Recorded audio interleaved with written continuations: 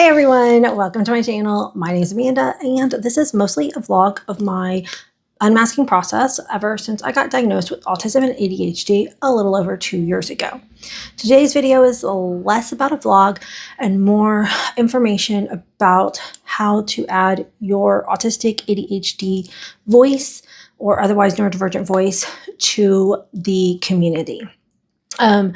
I'm going to talk a little bit more about YouTube specifically, but I like to try to make sure I add value to anybody who's watching this video. So even if you aren't considering starting talking about autism in a public manner at this point, I would encourage you to watch this video. So first off, I would like to start off by saying that I think it's really important for anybody who is autistic, ADHD, or otherwise neurodivergent.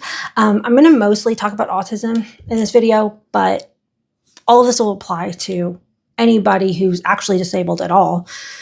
It's like really broad, but no, I am going to focus.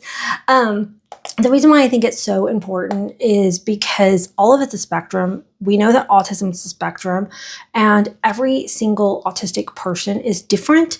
And people who are wanting to learn about autism need to see the variety that autism is. And when you are finding your own audience, the videos, different content creators are going to resonate with different viewers, right? My style is very different than a lot of other autistic people. And so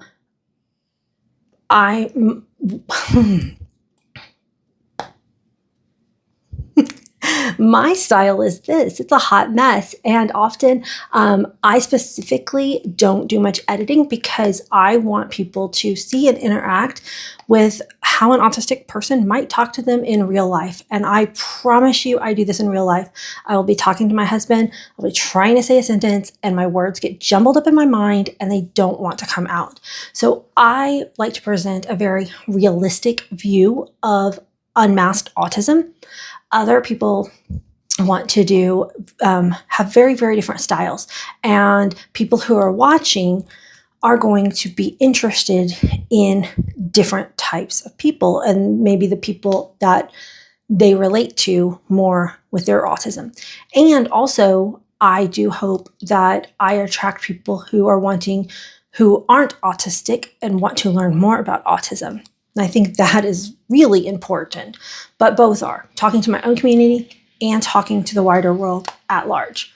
I'm going to go into a little bit more detail later in this video about YouTube specifically, but I just want to make it clear that I think it's important for people to be talking about autism on all the social media platforms because there's some people who don't like video content at all, and they pretty much stick to reading short form like Threads, Blue Sky.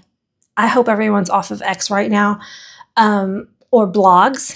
Then you've got people whose attention only wants short form. So they're on TikTok all day. I'm a big TikTok person. I love TikTok. But sometimes I like the long form format. So I go back and forth. But I think that hitting up all the different types of social media is the best way to get information and awareness about autism in general out to the public. Right now, it is vital for people to understand more about autism. Autism is under attack in the last week or so because of America's current political climate. And so if you are somebody who is outside of America watching this video and you've been considering starting a social media platform to talk about autism, and I'm going to go into some other ways to be an advocate without necessarily talking directly about autism, I think it's really important because I can't even guarantee if my channel is going to be up, in the upcoming months. Or, sorry, that just hit me. I didn't. Okay. I don't want to take this channel down. But my safety, my family's safety will have to come first. And if my government starts coming after autistic and ADHD people, I'll have to take my content down. But yeah, right now, the person in charge of health in America wants to put autistic and ADHD people on wellness farms. So if you're outside the US, speaking up about what autism is vital, and talking about how we don't need cures and how autism is just different, not less, and that autistic people across the spectrum are valid and worthy and deserve to exist. Okay, I want to briefly talk about scarcity versus abundance mindset. A lot of brand new content creators fall into the trap and start to view their other content creators as competition. I think that this is a very big mistake. Remember, like on YouTube alone, there's a 122 million daily viewers. You will find your audience. Don't try to do what other content creators are doing to get views. Don't fall for clickbait. Don't do those. You need to stay authentic to yourself, and you will find your audience. Yes, I get frustrated that sometimes I see that there are other autistic content creators who have been on this platform for the same length as I do, and they have more subscribers. But when the goal is bringing awareness to the world about autism, I let that go. Like, the fact that they're talking about it and getting the message out there in their unique voice and way is the bigger picture for me. That's more important than me being the one to say the message, because one thing, that is extremely egotistical, and I don't have all the answers. I'm not right and about everything. I'm right about some things. But also I have just one perspective on a lot of these things. A lot of it is my lived experience, which is going to be different than other people's lived experiences. And so the last thing I will say to that is, so this is for me specifically, and I want to explain why, because it's frustrating, but it's kind of a boundary I've had to set for myself. I don't personally watch other autistic YouTubers because my mind, my autistic brain is very, very, very quick to do the mimicry thing, and I don't always catch that I'm doing it. So if I was to start, like, I'll watch other autistic videos. I will watch other autistic content creators' videos here and there. Like, I'll pop in on them. But if I was to start following another autistic YouTuber, my brain would start mimicking it, and then my content would almost try to, like, unintentionally, it might start following theirs. Everything that I post is, like, authentic on my channel because I don't let myself watch other creators. I mean, I don't even know when the last time I had, just because of that mimicry thing. And it's frustrating because I would like to be more immersed in the online autistic community, and I would like to do more collaborations and things like that. My problem is this whole mimicry thing. My brain will do it so quick, and it's frustrating. I do watch autistic people on TikTok because the video format is such different that it won't translate over. And so speaking to that, there aren't very many original ideas. If I'm autistic and I'm talking about my autistic traits, they're going to be similar to someone else who's also autistic and talking about their autistic traits. Like, don't feel like you have nothing to add to the voices, because it's your presentation, your perspective, your opinion is what's going to make your videos different than the other people, which is why I don't watch them, because I will mimic. Yeah, I can do a whole nother, I might have a video up on mimicry. If not, remind me, and that'd be a really good one to do a topic on.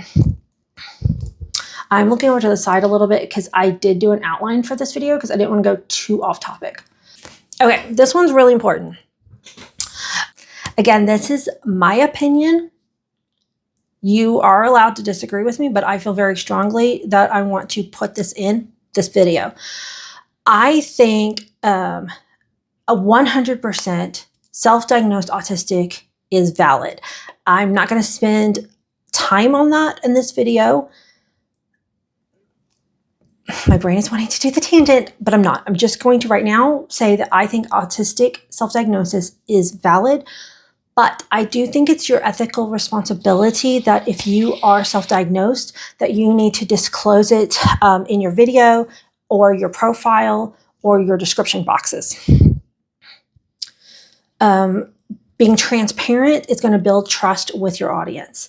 When I was starting this channel out, at that point, I was just going to put a couple videos up about aphantasia and my memory disorder, SDAM.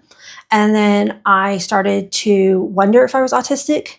So I talked about that. And then I decided that for me, if I wanted to continue to talk about autism, it made sense to go get a medical diagnosis. It was accessible for me. And that way I could kind of share the experience of what it was like. And I have some videos talking about my evaluation process and all of that. So I think transparency about your diagnoses is very important to build trust with your audience. And so in that, just to be absolutely transparent and clear, I'm self-diagnosed with aphantasia and my memory disorder, but everybody is with those because they're still being researched and they are not in diagnostic manuals. And I am medically diagnosed with autism and ADHD. I recently got diagnosed with PCOS, and I am subclinical agoraphobic. So when I was doing my evaluation, he debated about whether or not to put agoraphobia on my chart. Agoraphobia is one that can be developed, and he said that I really need to be talking to my therapist and working through it. Otherwise, I would 100% be in that category. Like I was like borderline. And I can do a video on that too. Okay, let's see. Okay, so what kind of content do you want to do? Just talking about autism may not be the thing, right? So most videos on YouTube are going to fall under educational or entertainment. And if you can marry the two, then that is a winner. But you can have educational videos up that just talk about the condition of autism or ADHD or whatever, and they you can have like slideshows or presentations. You can just talk, but just have it be very factual and remove most of your experience from the video. Or you can even educate it, talking about your perspective and educate that way. That's kind of what I do. I consider mine to be a vlog. I talk about my life. I'm educating and bringing awareness about autism and disability and all of these things through the lens of my lived experience. So I still consider mine to be like educational vlog. And I have some videos that are more tutorial like, and some that are just like me shooting the breeze. That's kind of what works for me on this channel. Then the other type of content you could do is niche content. So let's say you are an autistic person, but you have a hobby with crocheting. So you want to start a channel about crocheting, but you want to talk about being autistic and how being autistic influences your hobby. This is really good because this is going to bring awareness to a larger audience. They're going to click on that video to learn about crochet and get to learn a little bit about what it's like to be an autistic person or ADHD person or whatever on the side. Same thing. I started out a cooking channel, and which is now turned into a product review channel. Um, one day I kind of would like to do a cooking channel that is geared towards autistic and ADHD cooks. And that's what I was going to morph mine into. But because of my autistic burnout, that did not happen. I am struggling in the kitchen now. So I turned that channel into a product review channel. But I start every video talking about how I'm autistic and how my autistic perspective brings a unique conversation around the products that I'm reviewing. How my attention to detail enhances product reviews. That's what I wrote in my outline. I like that better. So whether it's working on cars or fishing or pet care, whatever niche topic you would like to make YouTube videos about, you can incorporate your autistic perspective in those videos. I don't know what I wrote here. I wrote entertainment or education with a neurodivergent lens, how being autistic and ADHD can change your approach to content creation. I forgot what I was going to say about that. So if that helps you, that point. Okay. Now my next thing is the reason why, if you are autistic and you want to do niche content, but you don't want to talk about your autism, I want to caution that you might struggle more than your neurotypical peers. Unfortunately, and it's not fair, because of something called Uncanny Valley. Uncanny Valley is where a neurotypical person spots an autistic person but doesn't understand what they're seeing. They just go, there's something weird about that person. I don't like them. That's what their brain's going to do. But if you say, hey, I'm autistic and this is a crocheting channel, that gives the unanswered question, that answers the unanswered question in their brain. They now can understand, and they have that lens to look at you through your autism. Until we bring awareness and get people to think of that as a first thing, then they're going to most likely have more patience and understanding, and actually might even be more intrigued. A lot of people are really intrigued about what is autism. And if you have one of these like niche type videos, the whole video doesn't have to be about being autistic. That's just something you can kind of weave in. You're still spreading awareness. You're still being able to make a YouTube video that resonates with you. And because if you're not interested in the topic, no one's going to want to watch it. You have to want to be able to watch your own videos. Otherwise, nobody else is going to want to watch them.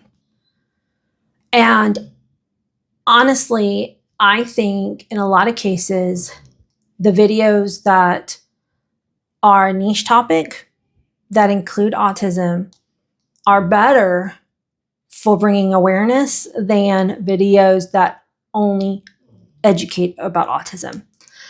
Because again, they're just more likely to get clicked on, because unless someone is wanting to learn about autism, they're not going to click on a video that's titled 5 Traits About Autism.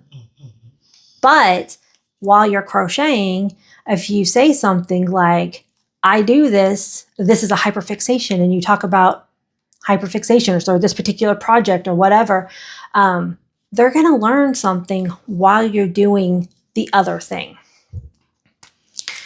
Okay, so now let's talk a little bit about logistics of actually starting a channel. First, you're going to need equipment, and you're not going to need very much.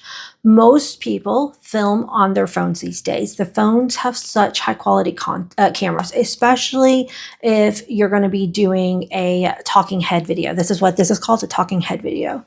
All I need is I use an Android phone, but your iPhone would work fine too.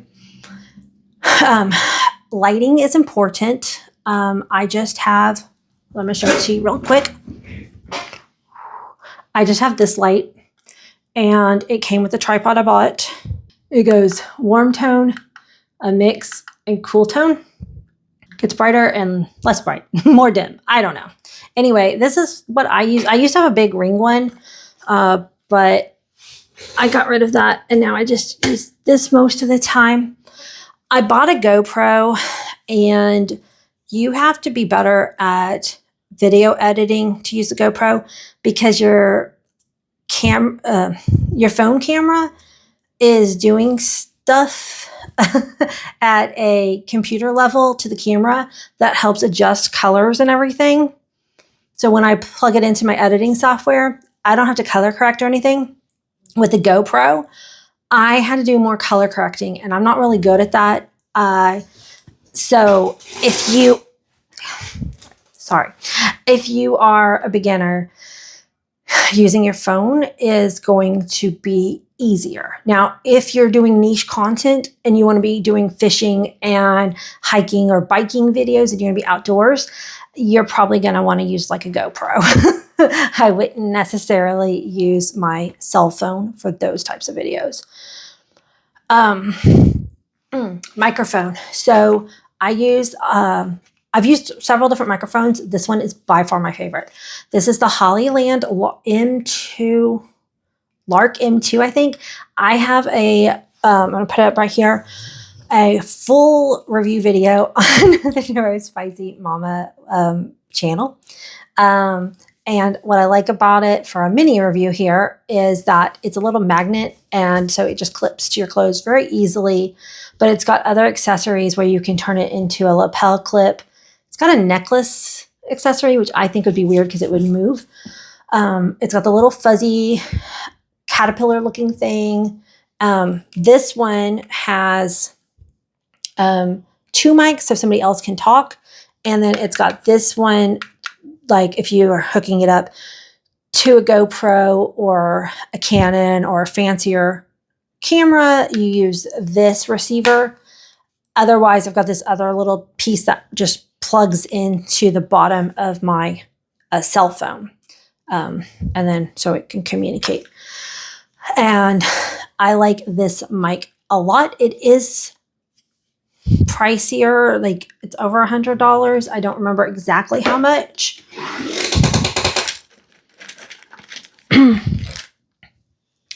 But to get started, all you need is, this is like what it looks like for my Hollyland.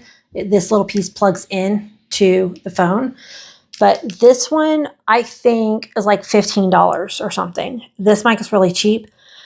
So it's not the best, but it's still better than not having a mic at all. I think if you're going to invest in equipment, you want a cheap tripod. If you're going to do outdoor stuff, you want to make sure it's not wobbly with wind, but you're probably going to want a tripod. You're going to want a light. If you can use the sun, that's great. I live in the Pacific Northwest where it's like today is super, super rainy. So I need a little extra light. But this one's got a little clippy here on the back, and it works really decently. I mean, it's not a bad mic, okay, for the price. At one point, I had the Saramonic mic. Again, this one is a little bit pricier. I think the Hollyland's the most expensive. I'm not sure.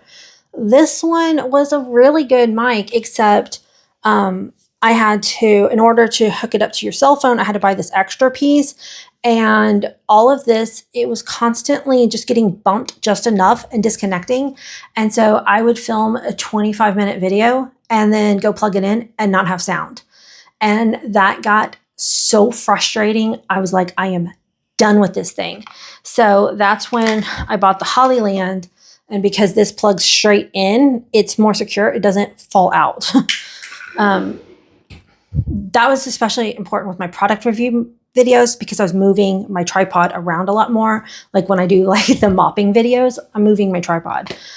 So I needed something that is going to work. So you don't need to spend much on equipment to get started. Most YouTubers don't. You're going to need some editing software. A lot of people use CapCut, which is free. Although I think there's a paid version. And in America, if TikTok goes away, CapCut will also go away.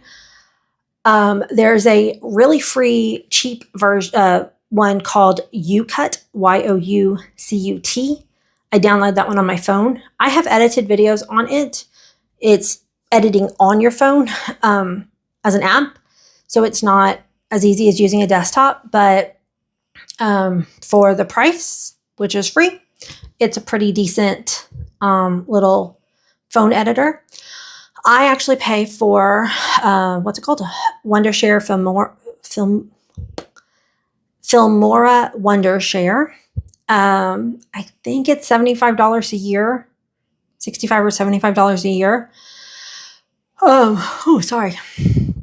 I didn't mean to yawn there.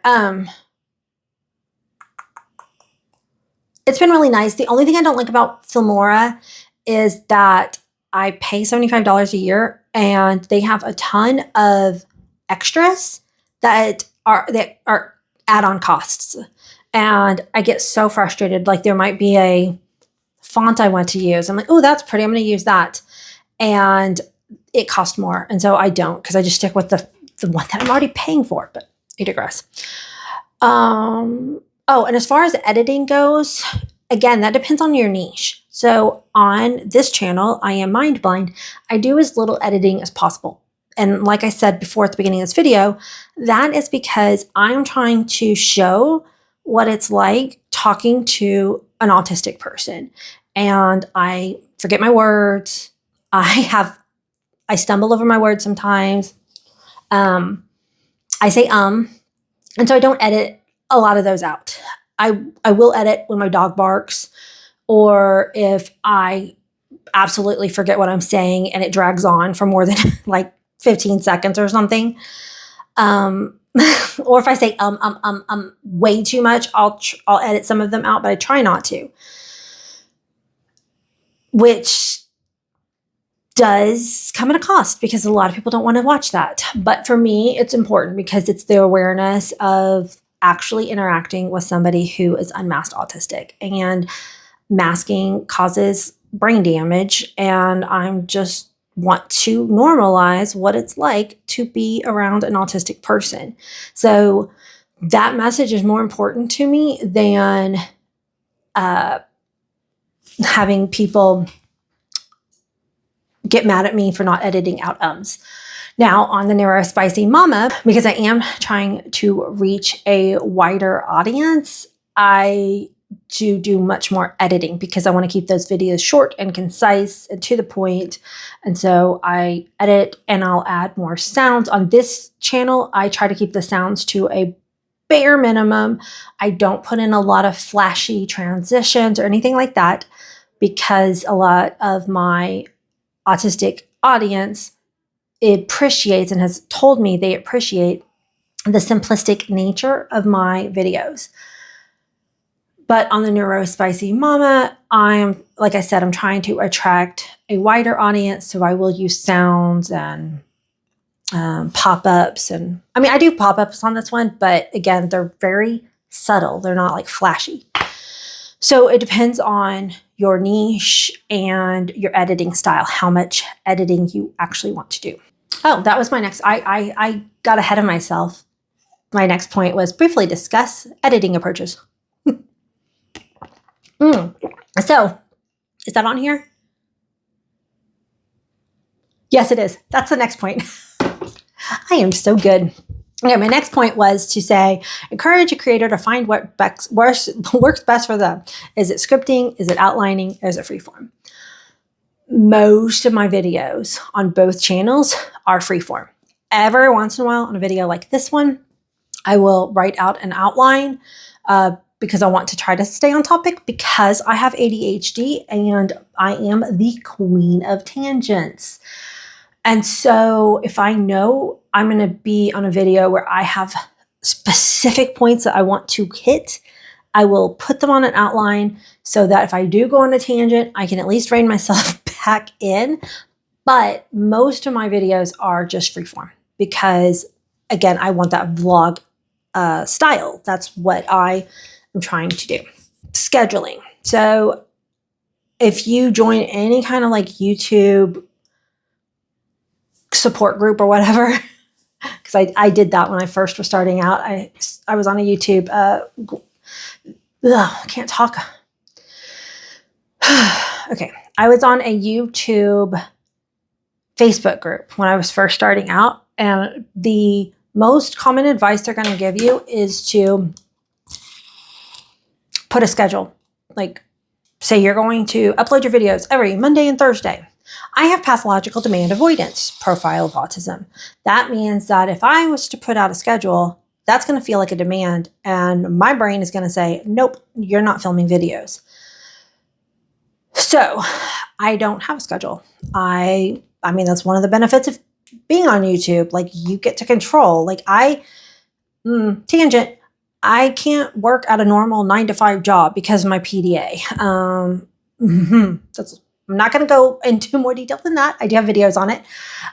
But so being on YouTube, I just post videos whenever the mood strikes. Consistency is important. If you do want to grow your channel, you need to be consistent. It doesn't mean you have to put it out every Monday.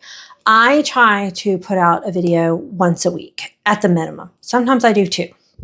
But even that, I'm not making myself do a black and white rule, because my brain, will be black and white thinker sometimes. And if there is a week where it's really hectic and I just can't get a video out, then so be it, because that's more important than trying to stress and putting up a video that I'm not, like, forcing a video is just not going to work for me. Because like I said, if you're not into the video, your audience isn't going to be. So usually I put out one every week. I don't think I've actually skipped a week since I started the channel. And I used to put out 2 or 3. It just depends where my brain is. So I don't follow an actual schedule. So social media can take a negative effect on your health if you're not careful. If you start getting a lot of trolls in your comment section, it can kind of wear you down. So you need to set up like boundaries and safety measures for yourself. So I have a few words blocked out that don't show up in comment sections. I think vaccinations might be one, because I get really, really, really triggered and upset when people start to talk about how vaccinations cause autism, because that has been debunked so many times. I don't have very many words off limits. And YouTube also will self-censor some comments that I don't do. Like, they have their own censor stuff. I also turned off where you can't put a link in my comment section, and I did that for 2 reasons. One is because you get a lot of adult website bots dropping comments. I don't want that. And the other is people self-promoting. And so you got to decide if that's something you want to do on your channel or not. Again, I really think adding all our autistic voices to the conversation matters and is important, and collaborating is important. When people drop self-promotion links that don't have anything to do with my video, it just irritates me. So I turned off links, but mostly because of the adult website thing. I do see the comment if you drop a link, because it goes into the reviews. But I don't like clicking on comments or links that people drop, unless I can tell for sure it's like it's not a, because that's the other thing. People can put links that go to viruses and stuff. Also in mental health, again, like if you decide you want to do a schedule and you want to post every Monday, you got to take breaks. If it's getting to you, take a break. YouTube is a slow process. It wasn't my experience, unfortunately, but I've heard that on TikTok, people can grow their audience like super fast. I'm like, why didn't that happen to me? I like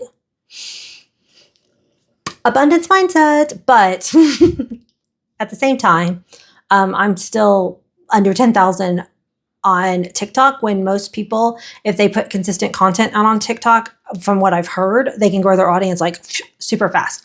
YouTube is notoriously slow. Notoriously. Unless you already have like a big platform on a different thing and you're coming over, like that is happening right now. There's a lot of TikTokers who have like 200,000 followers on TikTok. And because of the potential ban, they're wanting to start a YouTube channel, and they're going to have like, 50,000 people follow them over. And so they're going to monetize overnight. So, I mean, they still have to get the watch hours, but they're going to get their subscribers. But in general, YouTube is a long game. It is very slow. I am actually very shocked and surprised that I have 32,000 something followers, and I appreciate you all so much. And if you haven't subscribed yet, please do. As for monetization, I know YouTube has like tweaked some stuff since I monetized, but as far as I know, you have to get 4,000 watch hours, which takes a long time, and 1,000 subscribers. You can monetize on shorts, but it's something insane. Like you have to get like 1 million views in 3 months or something if you want to monetize on shorts. And then you have to keep it up, I think. I don't know. Shorts and long form on YouTube is like, it's a whole nother topic. Oh, and as far as making money, this video is getting really long, so I'm going to cut this short, but making money on YouTube is very inconsistent, and it involves a lot on your RPM, which is rate per mil. And mil is like Latin for 1,000, not million. It's a lot of misunderstanding a lot of people have. MILLE. So on the Neurospicy Mama channel, my RPM is much higher because product review channels get a higher RPM. So for every 1,000 clicks, I get more pennies. But that channel only has 3,000 subscribers. The videos don't get that many views. So I don't make that much money on that channel. This channel, a while back, like a year and a half ago, I was actually doing really well. My RPM was high. I don't know why. And my videos were getting like 1,000 plus views. And I was making, there's a video I have up here that at that time that showed how much I was making. I wish I was still making that much. Because for a while there I was making $400 or $500 a month. Now I'm making like $90 a month. It's going down, down, down, down. So I'm not on here for the money. I'm doing this to bring awareness because I enjoy it. I like reading y'all's comments. And I'm not saying that $90 ain't nothing. I'm very, very, very grateful for the $90 and for the super thanks that I get occasionally. And when people use my Amazon affiliate link, even though Basis sucks and down with Amazon, if you do use it, I appreciate it because I get money. But yeah, when I first monetized, I had a video that was doing very, very well. And that one, I was getting, like I said, $500-$600, and then it went down to like $400 for a while. It steadied out at like $400 a month, and that was so nice.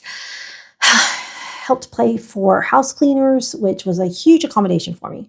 But again, still not complaining. I do make about, currently at the publishing of this video, around $90 a month, but it can go up and down. It's not consistent. The last thing I want to talk about is choosing a name for your channel. You want to pick something that people can remember. Most likely doesn't have controversy. So on both mine, I picked I Am Mind Blind because, like I said, before I started, I was just going to be talking about aphantasia and SDAM. I thought I'd put up like 10 videos on the subject because there wasn't that many on YouTube, and that would be my channel. This wasn't going to be a whole full channel when I started it. And I like the I Am Mind Blind because aphantasia, I am blind in my mind. I don't visualize. It wasn't until later that I learned that in the I don't remember what age, decades ago, people were calling people called autistic people mind blind, meaning that they were dumb and had nothing in their head. But I'm reclaiming it. it's used in aphantasia circles quite a bit, and that was the first neurodivergency I learned about myself. So I still like the words. I still like the username I am mindblown. The neurospicy mama, same thing. I love the term neurospicy. I don't think it's appropriate for professional use.